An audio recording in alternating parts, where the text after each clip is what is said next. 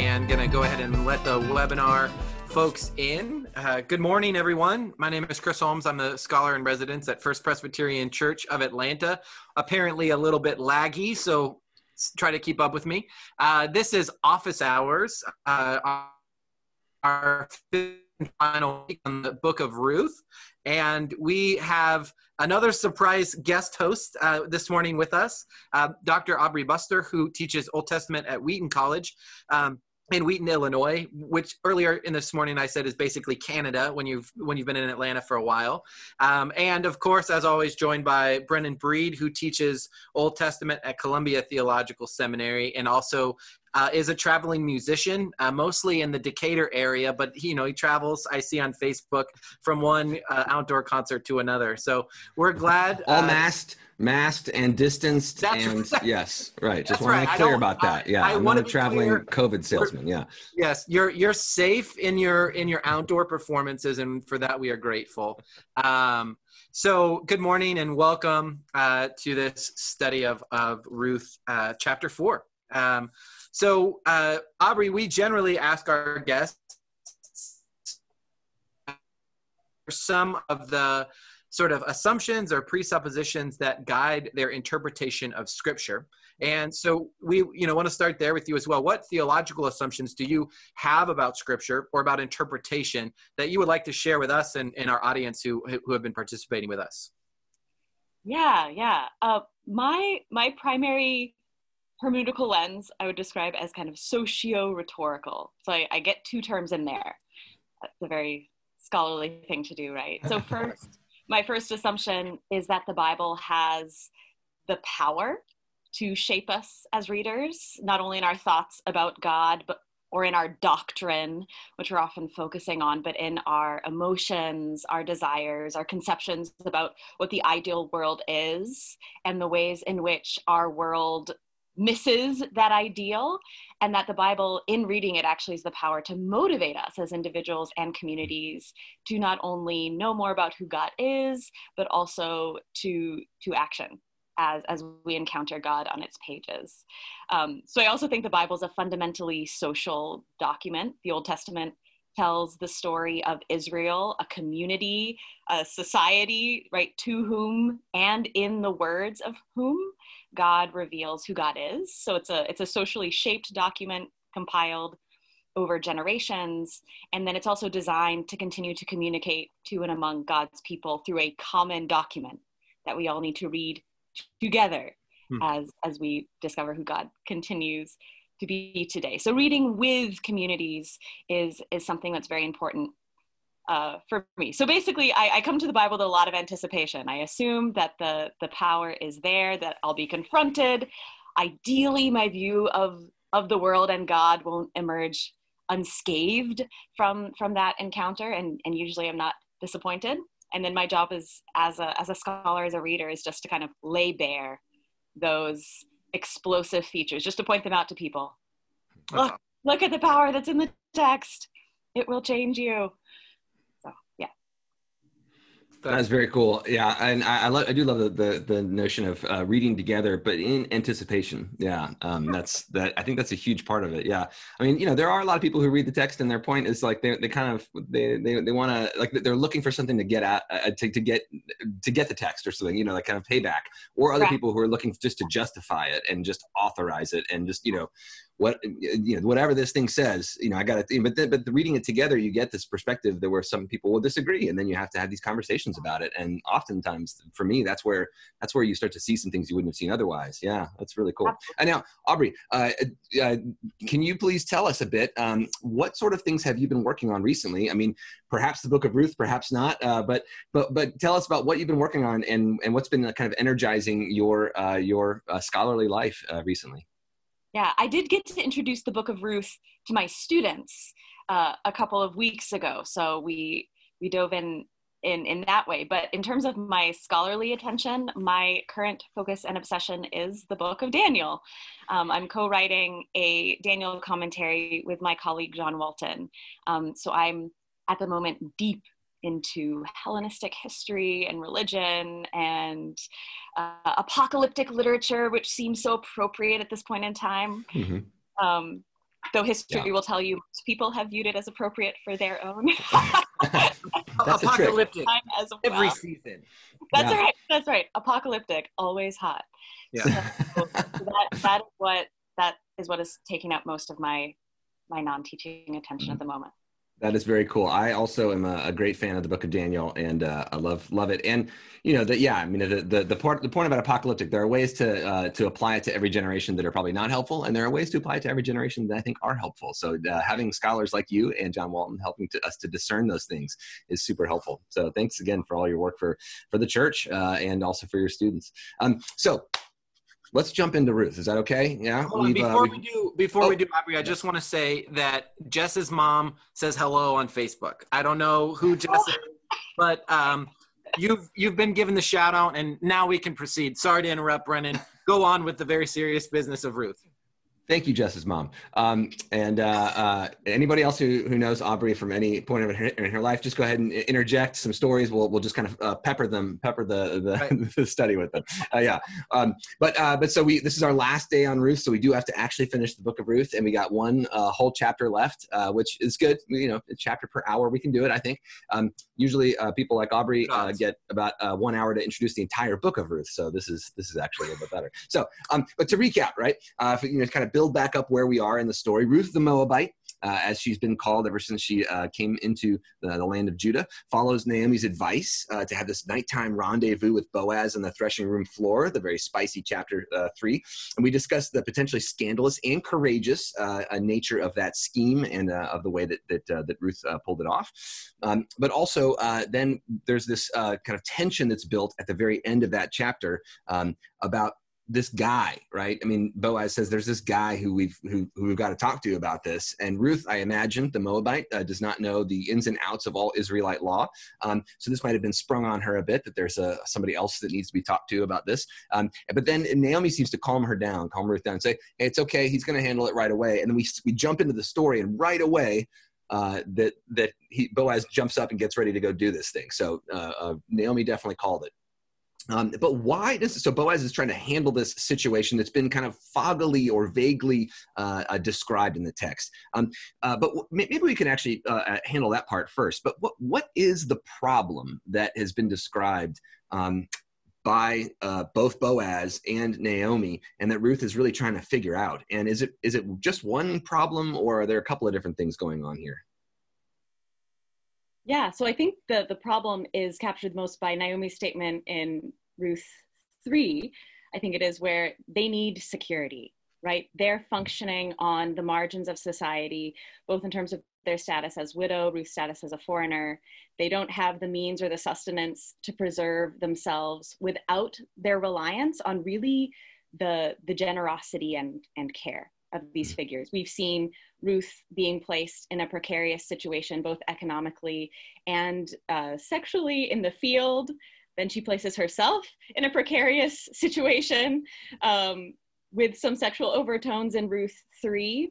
And so I think that tension is the tension between precarity and security. And so what they've been seeking, even as they've been surviving, is that status change to those who are no longer on the outside of the legal security net of society and the social security net, to move from the outside to the inside, where their status might be recognized. They might have some hope for some permanent and sustainable survival within Israel. And that's a sort of a note, I think an interesting and noted contrast, right, between chapter 3, where all of Ruth's actions and Naomi's plot is sort of happening in the dark of night. Ruth is trying not to be recognized. And what happens in the beginning of chapter 4 is actually the very opposite, right? That Boaz goes out and he sits outside of the gate, or he goes to the gate, which I assume is, again, this could be my lack of knowledge, but it seems like a very public place, and gathers together 10 elders. And so there is an aspect of a very public conversation that's going to happen. And he gets 10 elders, and they sit down at the gate. And what what's going on with this gate gathering? You know, do we know anything about this as a practice? What is it? Is it a commercial place? Is it a religious place? What's going on? Why does Boaz in the first few verses of chapter 4, you know, find some buddies and end up outside of the gate or near the gate of the city? Yeah. The town gate it's a space of legal assembly. It's primarily a male space where they would gather to adjudicate publicly economic and legal matters in a space where there would be a lot of witnesses. And so, as you said, it is significant that we've moved to this kind of public male space from these very private, dark, secluded spaces. Ruth has been able to work in chapter 3 in this private space to her advantage. Now, the threshing floor, there had been a lot of people there, but we get emphasized at the end of chapter 3 that this is a space where there aren't witnesses, right? She's come at night. And this is probably because of her legal and social standing within, or her lack thereof. Right. She's a foreigner, she's a Moabitess, she's a woman. And so she has no clout in these town gate public male spaces. Mm-hmm. And so we see a contrast between a space where there very explicitly are no witnesses at the end of chapter 3. And then a place where the witnesses are gathering and their function is going to be to acknowledge what happens in this space. So I think we get a contrast between spheres of power here. So Ruth is the one, she's the motivating force who is actually getting this done. But the town gate is the space that Boaz must inhabit to actually shift her and Naomi's legal status within the community. They couldn't have come to the town gate to advocate for themselves. Yeah, and that seems like also a space where Boaz is kind of proving who he is, because he could have used this nighttime rendezvous with Ruth to, like, as power over her, to abuse her, to make her do what he wanted if he didn't validate her in public. Or he could, I mean, yeah, there's a lot of things he can do with this information and experience that he's had now that would be negative. But so then he's going to run and publicly declare all this stuff, and publicly declare, like he said, that she's a woman of valor. I mean, you know, he's like, I'm going to tell everyone about this. I mean, that does seem to, like, mean a lot, especially back then.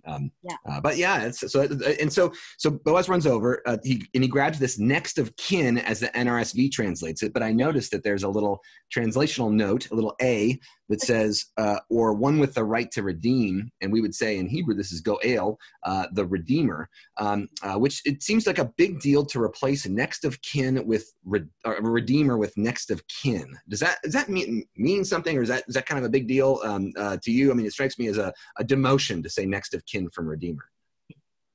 For the name of this person. Oh yeah. The certain someone. We'll get to, like, the certain someone maybe in a moment. But yeah. Yeah. My preferred translation for this is kinsman redeemer, because it's highlighting both. It is both a familial status, right? You get assigned this role because of your family role. You don't get to swoop in and just assume the role of redeemer, as we might assume in a more religious. In our use of the word redeemer in most of our religious contexts. So it is both a family status. It's also a family obligation. This isn't for the closest of kin. This is not something that you can choose to do or not do. It is part of the social structure of Israel, that those to whom you are kin, you also have a particular social obligation to. That involves this process of redemption that we're going to see here.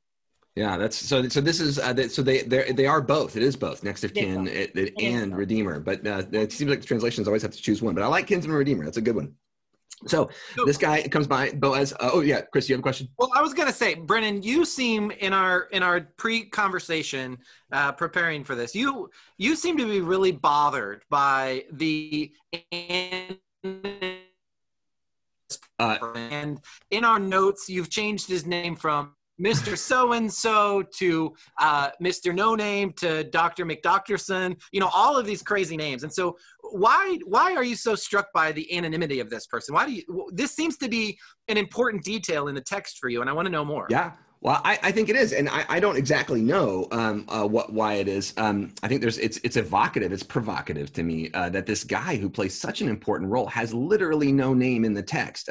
So it's translated as friend in the NRSV. Come over here, friend, and sit down, and so on.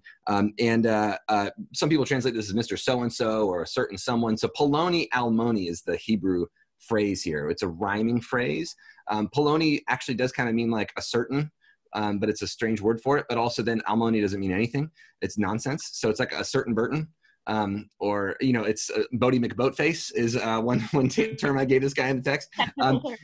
Yeah. So I mean, this is a thing that we see in the Bible sometimes. So, you know, like welter and waste in Genesis 1. So the world was, you know, kind of void or something like that.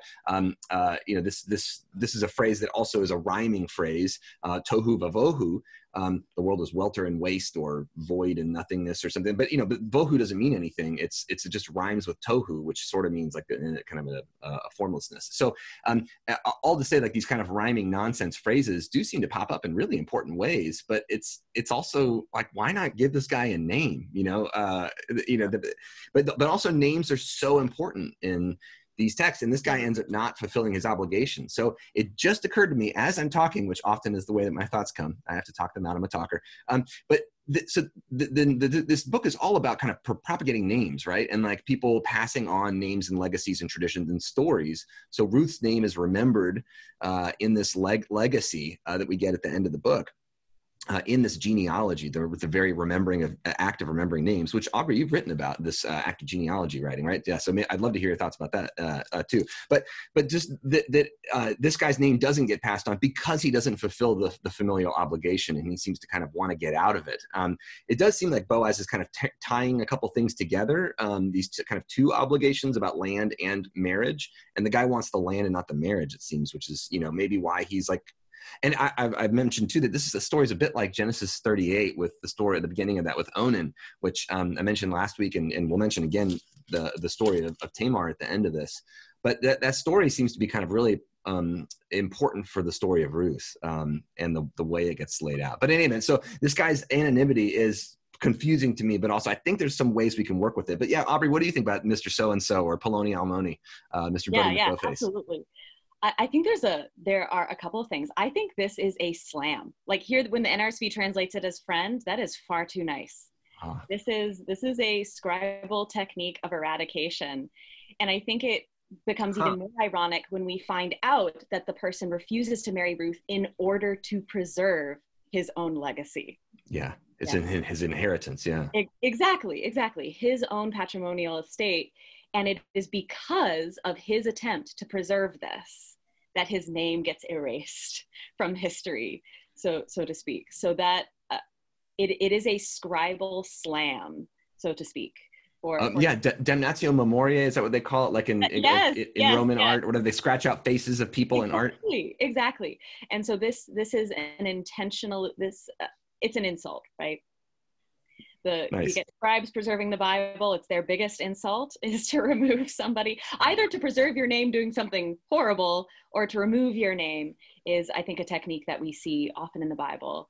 And I also think it's a strategy to highlight a particular mode of divine activity, where those who attempt to preserve their own legacy will have their legacy overturned. Those who, like Boaz, are apparently fine with endangering an aspect of their own estate, perhaps, are those to whom a legacy will be given. This is that kind of typical sign of divine activity that's also often highlighted in songs of women. So Hannah in 1 Samuel 2 is going to sing primarily about how God gives to those who have nothing and takes from those who have things.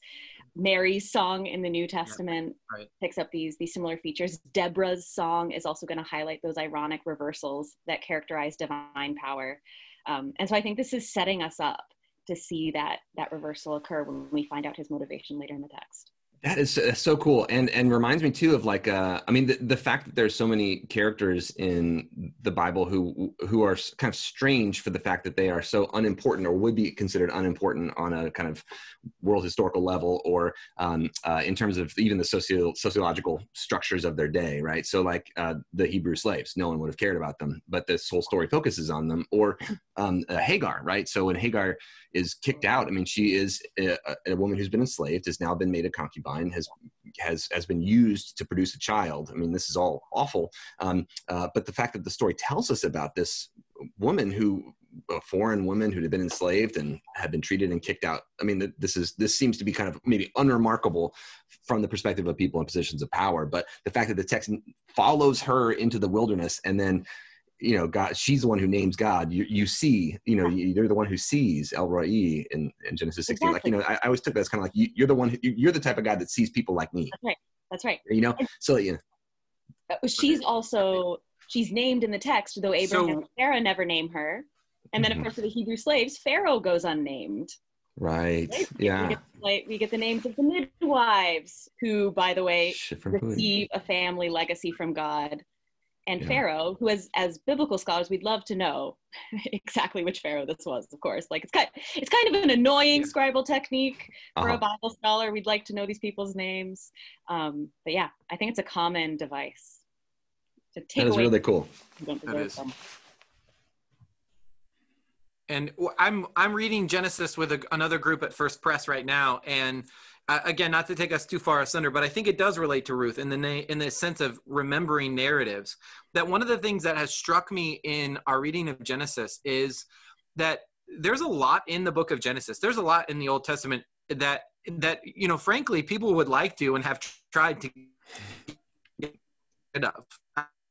And that in the best interest of remembering the legacy of Israel in as clean a way as possible, like maybe like get rid of the Tamar and Judah story. Like maybe that we don't need to include that, or maybe not include Hagar and Ishmael in the story, because that's kind of rocky. And there's all of these rocky parts in Israel's history that they insist on remembering. And I just think that that's so striking, that the idea of remembering, of telling our history, is obviously a penultimate concern. It's all, we always see it, and we see in the biblical tradition, in the Jewish and Christian tradition, that we remember all the rough edges as well as our shining moments. We remember David, but we also remember all of the ways that David's lineage is maybe problematic from a lot of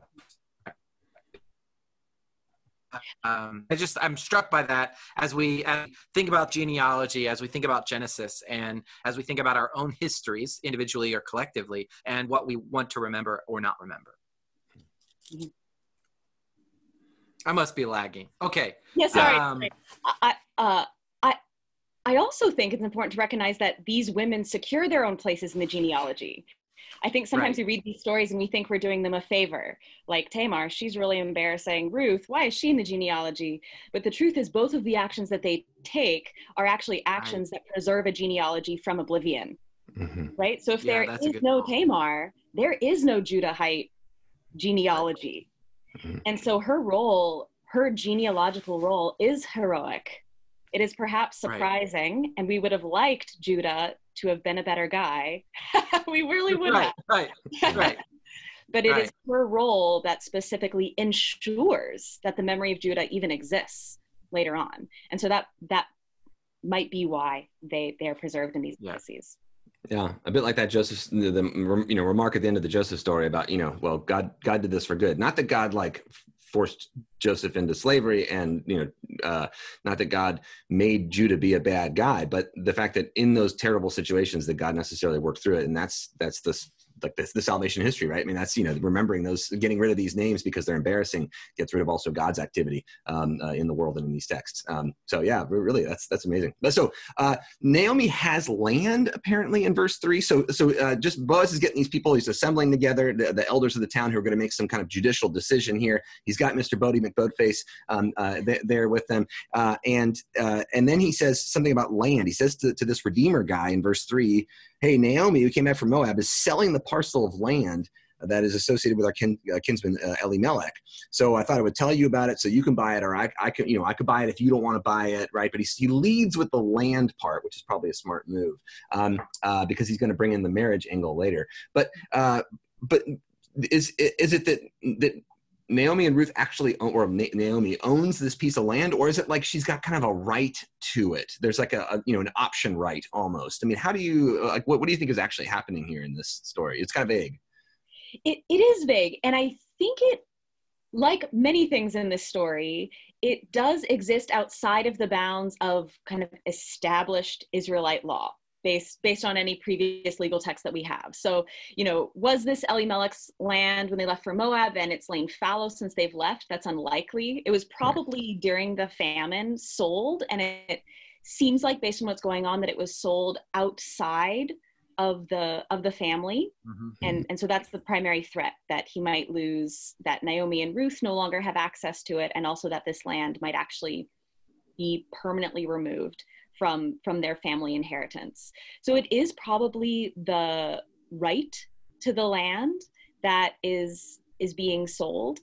But within the legal system of Israel, this land remains his inheritance. That is his ancestral allotment. And so it would have been connected still to the name of Elimelech. Much of the legal system in Israel was designed to preserve these land rights. When you're in a subsistence agricultural economy, I don't know, have you talked about? A little bit, yeah. Right. But please just, fill in with anything that would be helpful. Yeah. So in an economy where their livelihood was based on agriculture, right? They don't have money, they don't have capital with which to sustain themselves. Most people are getting what they need to survive off of their plot of land. To be forced to sell your land was something you only did out of great desperation. And the risk was that you'd end up in a cycle of poverty, right? So you sell your land because maybe there's a famine, or whatever reason, the crop wasn't good, you found yourself in some kind of economic trouble. Well, next year you're harvesting from a smaller piece of land or no land at all. And so this would have been an extremely dangerous cycle for people to have found themselves in. And so we get this whole network of laws that's designed to break this cycle at particular points, or to preserve as much as possible the land allotment within families, so that we don't get a cycle of poverty where you end up getting all of these landless people who essentially have no means of subsistence, and then people who have all the land. So we see gleaning as kind of a stopgap measure, as we've seen in the text. We also have the year of Jubilee, if it was ever practiced, which is unclear, which would just restore everything back to the beginning of the Monopoly game, so to speak. Everyone gets all the same, they get their patrimonial estate back. And so what has happened here is probably Elimelech's name is attached to this land. It has been sold, and so someone needs to reacquire it for the use of Naomi and Ruth.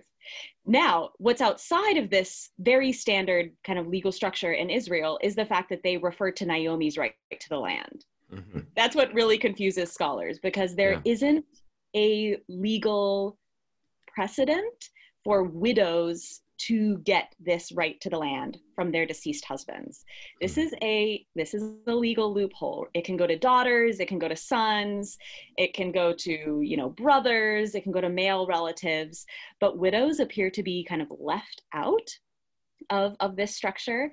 But just like we see in other parts of the text, the characters are going to go above and beyond the legal requirements that we see in other texts in order to preserve the livelihood of these two women who have fallen outside of even the social structures that were designed to preserve them.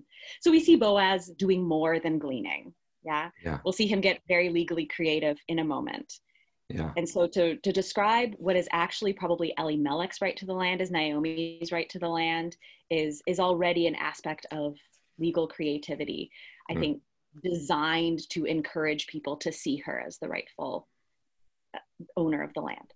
And I like that idea of legal creativity, because we do see this with women and land elsewhere, like in the Pentateuch in Numbers, right? So like in the daughters of Zelophehad, in Numbers 27 and 36, there's a kind of a protracted legal dispute about their access to land because they're women who are unmarried whose father has died. And so the solution then is to allow unmarried young women to or women of any age who are unmarried to inherit land, but they also have to marry within inside the clan so as to not distribute their land outside the clan, according to the kind of patriarchal system of the ancient world. So there's kind of two values. It's that you have to preserve the clan land because God has given that in equal measure to people to ensure that everyone has access to producing what they need to live, right? I mean, that's part of this life, right? And then that's the inheritance, the nachalah, right? And then you have this balancing of what if someone gets this land and is a woman and is going to end up marrying someone and isn't married yet, and so on. Yeah, so this is kind of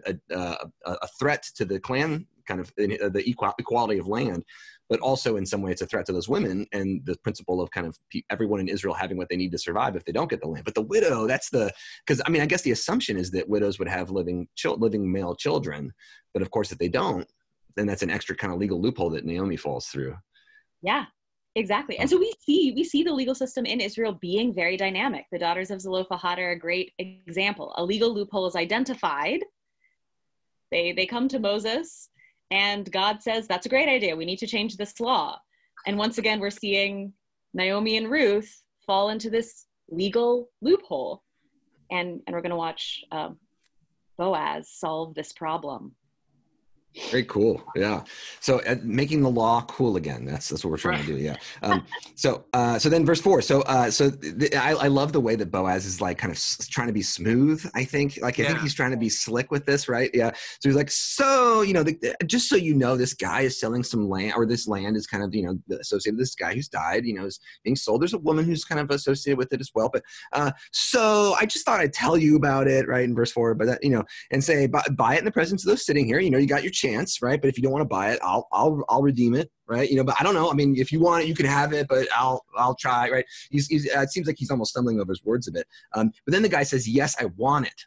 I want the land, and I will buy it. This Mr. So-and-so, right? What do you think is supposed to be? What are we supposed to feel as readers when that moment hits? Yeah, the way Boaz sets it up, I think, is key.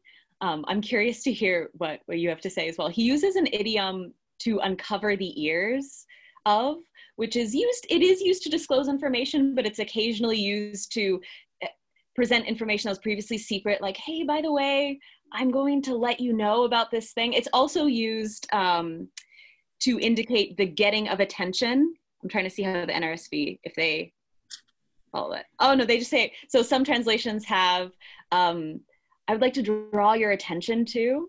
Mm-hmm. And so Boaz presents this a little bit as his opening act, right? I'm going to get your attention with this disclosed bit of information. And so we as readers, I think, are waiting for the next act if we're attending to the playfulness within the text. He very intentionally sets it up as something that might be of interest, but we know that more is coming.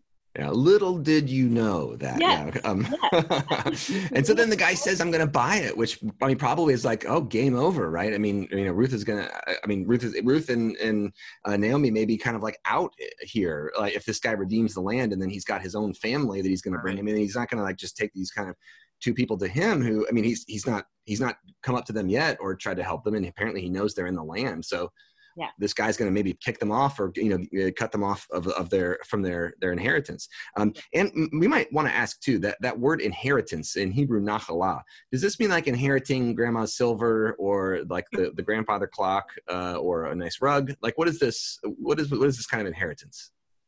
Yeah, no, that's actually a really interesting comparison because I think we can see the distinction in value between our two societies.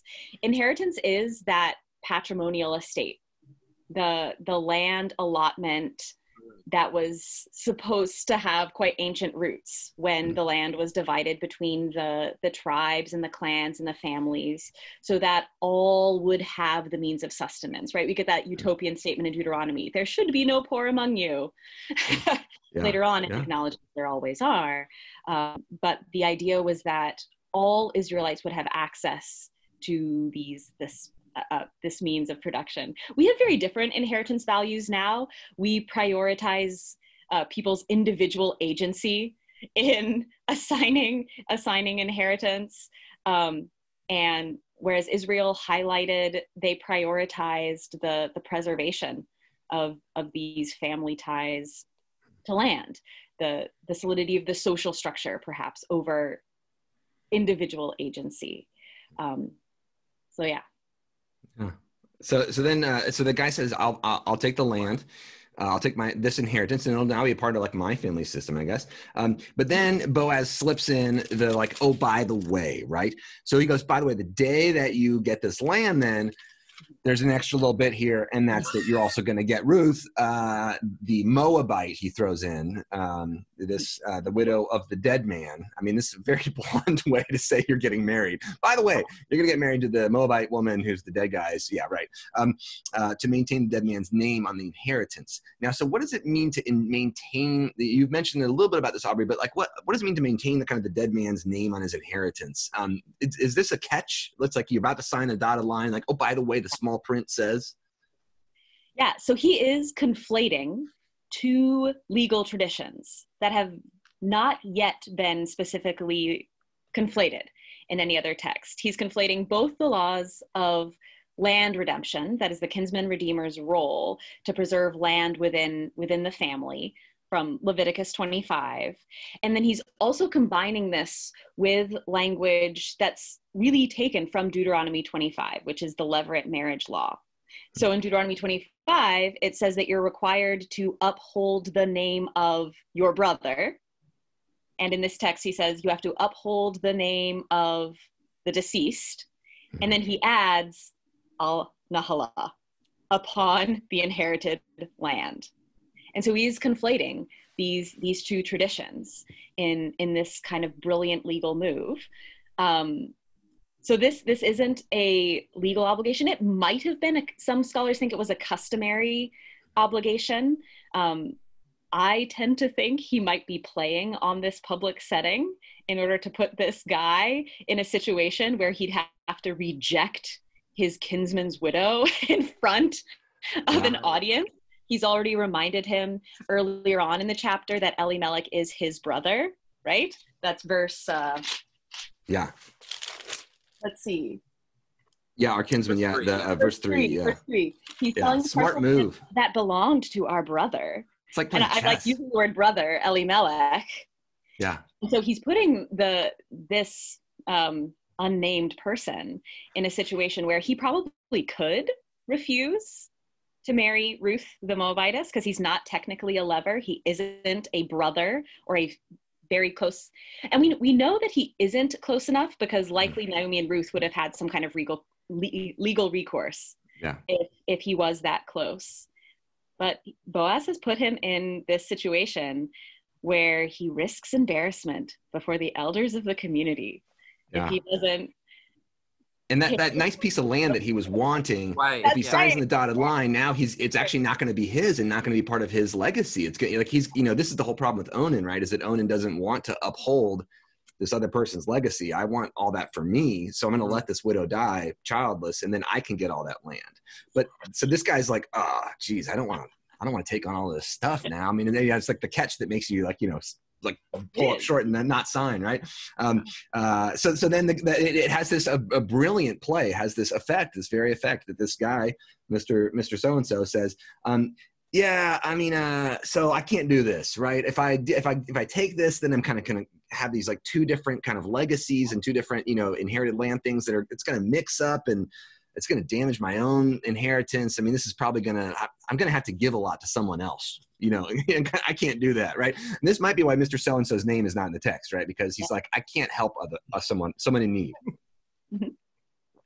When it seems like the whole legal system is designed, at least the principles of it, which can be challenged over time, like the daughters of Zelophehad had do, is designed to try to uphold the vulnerable. And it seems like this guy's, he's trying to look out for his own bottom line, his own bank account.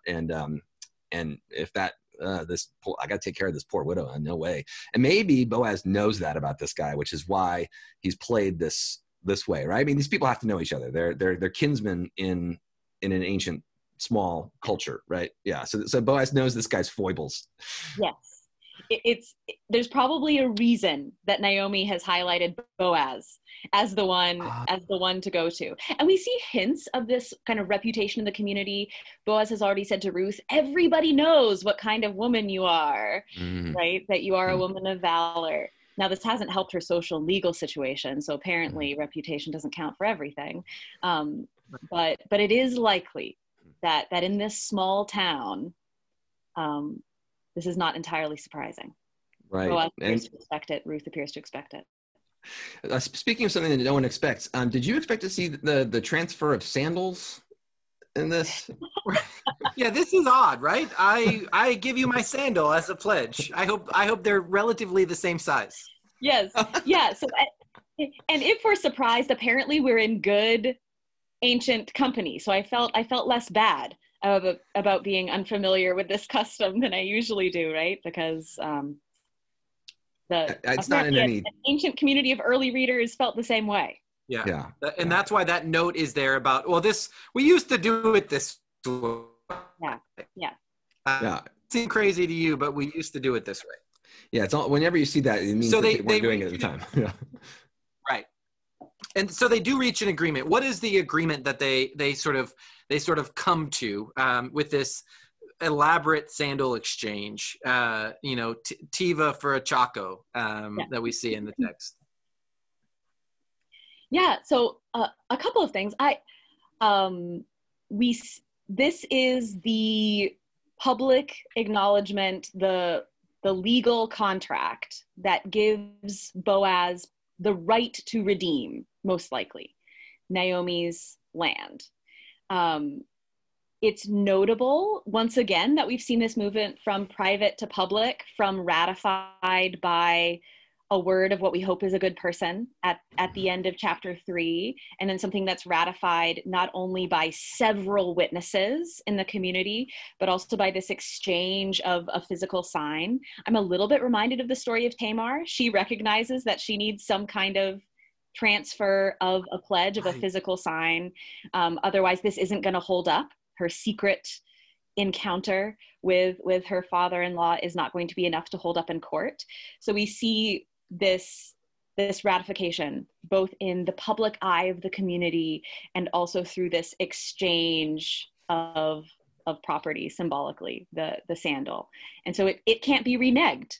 I don't know if he gets to keep the sandal. Maybe the sandal's something they pull out later. I'm not familiar enough even with the custom to know. But it's been marked both physically and socially as something that cannot be gone back on. And so this is very good news in the search for Ruth and Naomi's security. And in that interplay about names, we see all these names in this section, and names that go back all the way to the book of Genesis, right? So this is a bit of like a little mini genealogy here. Now, what is the significance, you think, of Boaz naming all these people and the dead family members and so on that we heard about in chapter 1? Well, what is the significance of Boaz in public kind of saying all these names? Yeah. So the emphasis on legacy begins. So this is the opposite of the scribal slam, right? This is the scribal praise. He begins naming the names of those whose legacy will now continue. At the beginning of the book, they're described as they're named and then they die. And now at the end of the book, they are dead, but we know that their legacy will continue because Boaz has established this. At this point, he has effectively established their names. And so therefore he names them, and their names are preserved in this text that we're reading today. Right. It performatively marks the success of this task, both of preserving Naomi's name, Elimelech's, Mahlon, and Killian's. Yeah. Oh, sorry. I love in movies when like there's that moment of like some big historical event movie, and somebody, like one of the minor characters, says like, somebody will tell stories about this on this event and someday, and you're watching, you're like, it's me, they're talking about me. I'm like, I'm hearing it, like I'm hearing the story that they're talking about in the story, and that I don't know why I'm a sucker for that thing. Like when like the end of the Lord of the Rings, they're sitting around talking about how like people are going to tell stories about this someday, and like, songs that's right wow, it's happening. I'm reading it. Yeah. But yeah, I feel like this is it, right? Yeah. This is that moment of kind of preservation of the names, kind of seeking, the fourth wall is falling a bit. It is. Yeah. Well, and I'm struck by verse 10 again, the language, the contrast here, he names these names, but he stands in a direct sort of contradiction to Mr. Bodie McBoatface or Brennan, that the language is almost reversed in entirety, that I'm willing to do this. I'm willing to take this foreigner as my wife. I'm willing to preserve the name of this dead one and the inheritance. And again, just how clearly you see Boaz's honor, Boaz's we've seen Ruth's fidelity earlier, her ridiculous, dangerous, courageous fidelity, and now Boaz is demonstrating his own. And again, just the contrast with the nobody earlier in the chapter seems so stark and so clear in that verse 10. I love the clarity of how this story is coming to an end. And so, yes, I mean, and that kind of legacy and the issue of names and genealogies even continues. And I do love, how Boaz is he is kind of the center of this last chapter. It kind of becomes the Boaz show, and then it becomes the Naomi show at the very end. Ruth, of course, is not speaking in this whole chapter, which is kind of amazing. But she has played the major. She's the thread that ties all of these things together. In any event, but so we move on. Perez, whom Tamar bore to Judah, and that at the end of verse 12, and that's that story that begins with Onan rejecting his duty. It's been used for all sorts of purposes throughout Christian history in terms of reading and what that story means. But here in Ruth, it seems to be very clear that it was about a rejection, like Mr. So-and-so just did, of a duty to help people. But nevertheless, God was able to work through that situation and bring life and bring a continuation of the promise. So then we move to the last part. Just looking at our time, so we have time to actually end. But so Boaz and Ruth get married. We hear the one time that the narrator tells us that God did something. It occurs here, and that's that God brought about a child with Ruth, and there's some interesting, fun language here. He shall be a restorer of life and a nourisher of your old age. For your daughter-in-law who loves you, who is more to you than 7 sons, has borne him. There's a lot to kind of chew on in that passage about what Boaz, the claim that's made, that the women make to Naomi. About what the child represents, and so on. But what do you all see in this last bit that leads up to this final closing genealogy? What stands out to you about this last section here, verses 13 and on? A few things. It's a beautiful conclusion. We see the reversal centered on Naomi. We've already talked about how reversal is it's recognized as characteristic of the acts of God. And so Naomi, who went to Moab full but returned empty, is now filled again. And there's that beautiful scene where the child is placed on her lap, that signification of an empty bosom becoming full once again. And then it's acknowledged publicly by the women of the community. So while we've gotten the elders enthusiastically and publicly celebrating, Boaz's legal accomplishment, then we get the women celebrating in their own spaces what they recognize has happened for Naomi and Ruth. So I think we see these kind of two choruses highlighting the significance for both parties.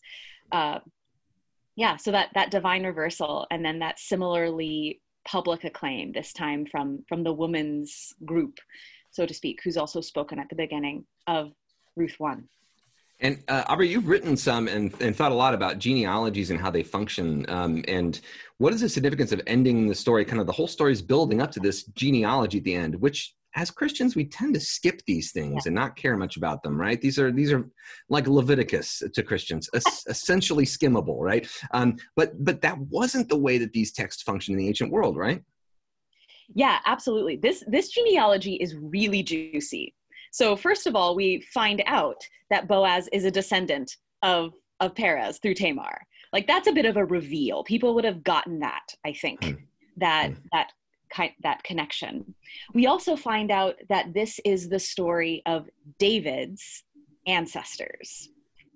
And this is both, there's both, so first of all, it validates this idea that you're going to receive a legacy, and that legacy is going to be royal, right? Not only will children come from you, but kings will come from you, so to speak.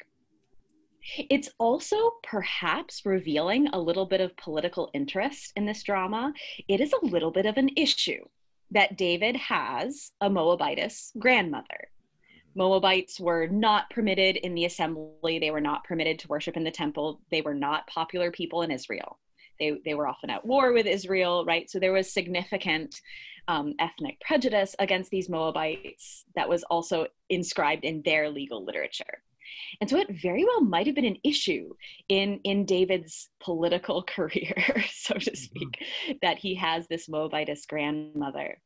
So to preserve this story of how amazing this Moabitess grandmother is, right? She's a Moabitess, but she's better than anyone in Israel at the time. She's a Eshet Chayil. She exhibits Chesed. This could be a kind of expunging of the record for David's less than positive genealogy.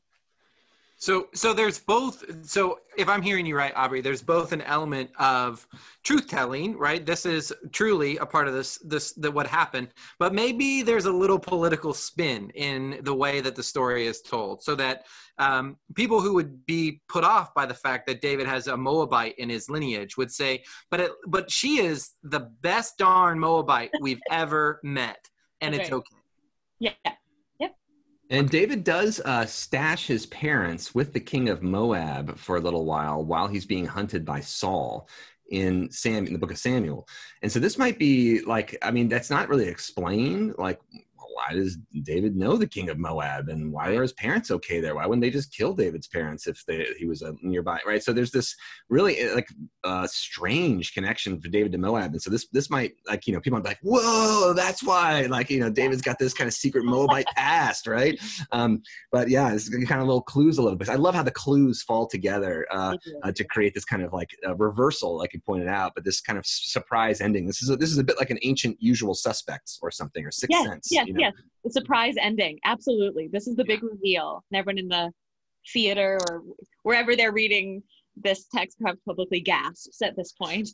Yeah. So thinking of a big reveal, though, Ruth is not revealed really very much in this final chapter, doesn't speak very much in this final chapter. And there's some interpreters who have taken issue with this. And one of the things we can think about is, why is it that let's say Gail Yee, a great biblical interpreter, has pointed out that Ruth's kind of disappearance here, but I mean, she kind of fulfills some of the needs of the people of Judah, and so plays what she says is the role of kind of the model minority. Others have pointed out, Yolanda Pierce has pointed out, Ruth is kind of taken advantage of here. I mean, Ruth ends up not on center stage. She's helped out the people of Israel, and she's still kind of on the margins. And Uni Lee has pointed this out too, that there's a point where, like, Ruth, has Ruth really made it in this group? Will she ever be fully accepted here?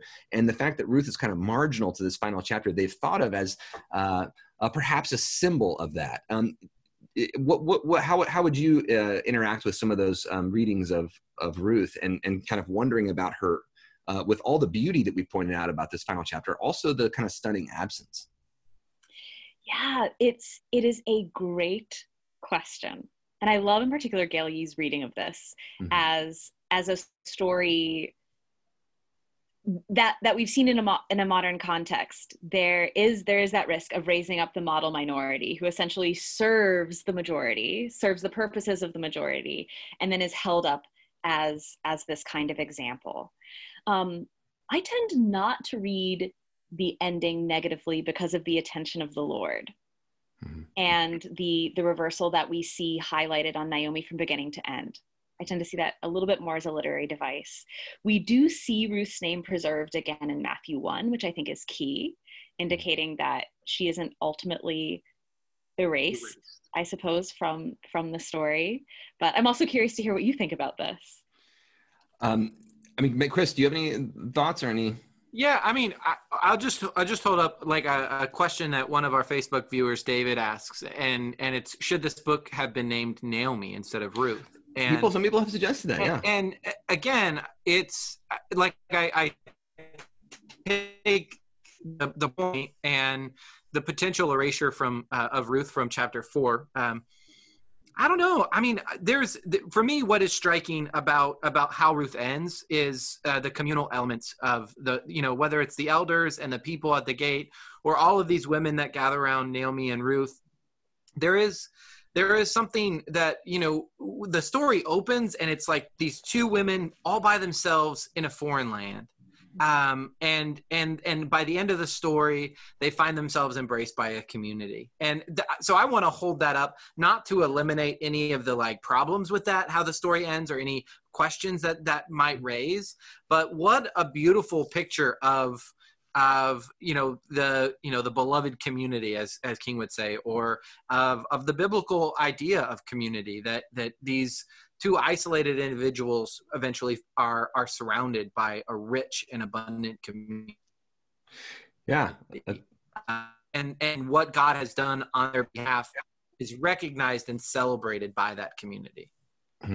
Yeah, I think that's great too. I mean, I think for me, like there are these kind of troubling questions that hang out for me the entire time. I mean, how could this be done well? The recognizing Ruth at the end in chapter 4 be done well. But I also think, I mean, there's a part of me that thinks that like the story is definitely about Ruth. This is definitely, if I was going to name the story, it'd be Ruth, because Ruth is the one kind of the person who ties all these things together. Naomi sort of does too.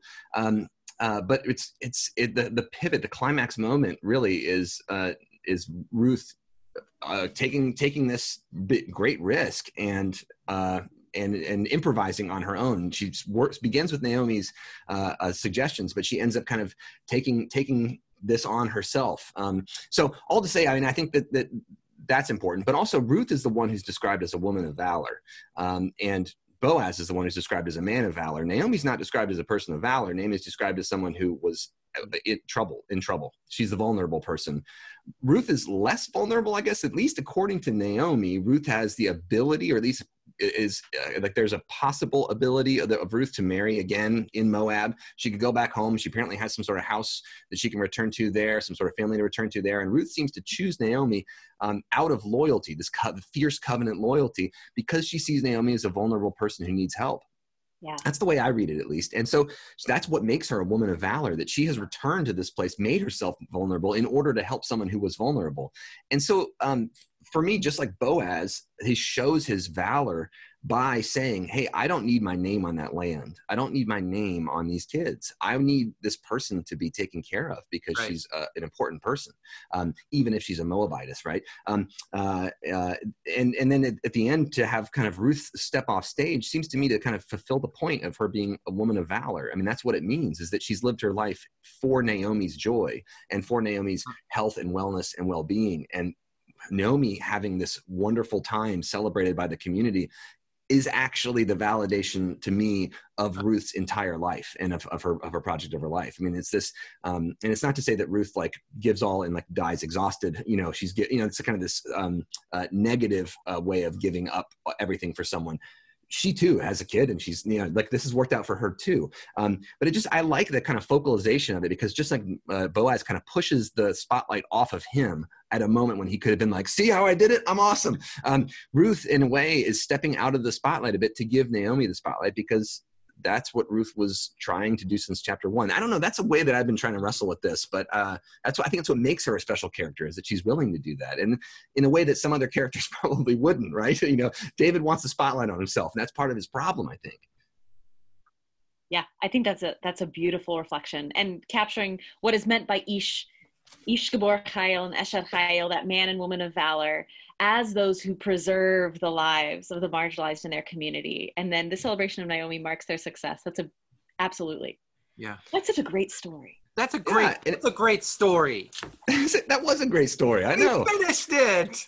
Yeah, and I just think it's so cool too to think about. I mean, as Robert Kawashima, a great biblical scholar, who's has written. I mean, but this might be one of the first like true short stories. You know, that this short story form might have been really invented in Israel, and the idea of kind of these prose short stories that are built with these kind of moments of tension and reveal and backstories, which doesn't seem to occur as much in other ancient literature. These kind of reveals that like require kind of some moving back in time. As Eric Auerbach has pointed out, backstories or foreshadowing happens a lot more in these Hebrew stories. It just kind of it's like what a beautiful upbuilding story to be one of the first stories ever told. It's in this form, right? The short story form. Yeah. I don't know if that's true that it's the origin of short stories, but that's at least I liked Kawashima's book. But you all may disagree with how stories formed in the ancient world. But yeah. It's at least a paradigmatic short story, right? It demonstrates the art to one of its highest levels, I think.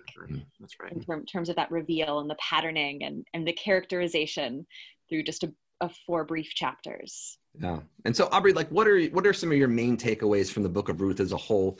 If you're gonna, sum it up, like, the last couple of minutes of your classes, I'm guessing, are a little bit like, you throw on the mini sermon, right? This is the best part of teaching a class. So what's your little mini sermon on Ruth? Like, how do you tie it up? Yeah, so we read Ruth in contrast with Judges in my class. And in Judges, we've seen the absolute opposite take place, right? Those who are vulnerable become only more vulnerable. They're at the mercy of the whims of the community. And in Ruth, we see the absolute opposite occur. We see these characters protect the vulnerable, both in sexually precarious situations, economically precarious, and legally precarious situations. We see the chesed of God demonstrated in those who go above and beyond their legal obligation, right? Even those who fall outside the social safety net of Israel, they find security through people going beyond their obligation to protect these characters. And then we see the remarkable acceptance of the community, the recognition of the entire community about what has taken place in their midst. This is a story that has become even more significant to me, as I think I marvel more and more at stories where society works well. Like at first, it's not the flashiest story. When you grow up, you're like, give me Samson, give me Daniel and some lions. But I've come to fall more and more in love with the story of Ruth, as I think I recognize the wonder and miracle of this presentation of a society surrounding the vulnerable in this way. Yeah, that's awesome. That's a good final word, Brennan, on Ruth. I agree. I have nothing more to add. That's the cherry on top of the icing on top of the cake. So yeah, that's right. That's a weird cake to have a cherry on top of the icing. But anyway, pineapple upside down cake. I don't know. I love that. Hey, Aubrey, thank you so much for joining us, for explicating so much about Ruth, about the ancient world, about this story in particular, but also about stories in general. This is so great, and we are grateful, really grateful for you to step in, especially at kind of a last minute notice. By the way, we are sad that Dr. Marcia Riggs couldn't be with us, but we're grateful and so grateful for your time that you could join us. And thanks to everyone who's joined us for the study of the book of Ruth. Chris, what's coming up next? Yeah.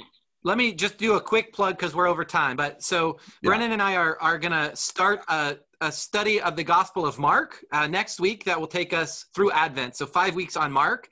And then we are taking a bit of a different direction for Advent. We're going to do a 4-week topical study on Mary, the mother of Jesus.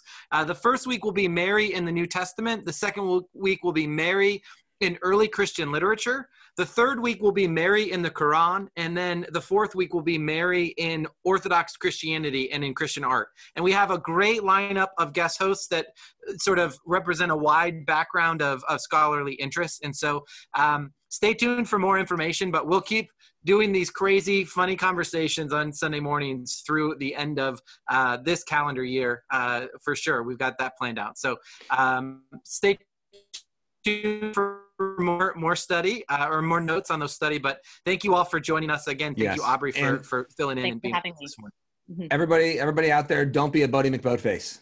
Yeah. Aubrey, thank you for being our Women of Valor today. We appreciate you so much and all of your great intellect and the way that you share it with us and with the world and with the church. Thank you so much, and see y'all. See ya.